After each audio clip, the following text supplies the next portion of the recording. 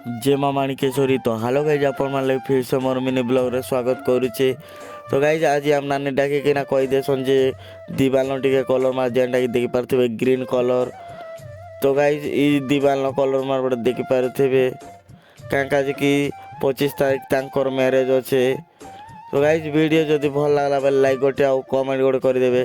तो गाइज ई दा मैरेज हे।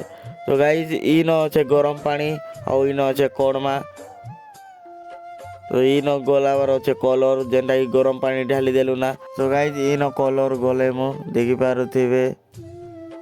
तो गाइज कलर जोरी के काटी दी ना कलर बाहर कर देखुचन। तो आम बेने केंता कर पिचकी दौचन देखुचन। तो गाइज केंता दिशुचे।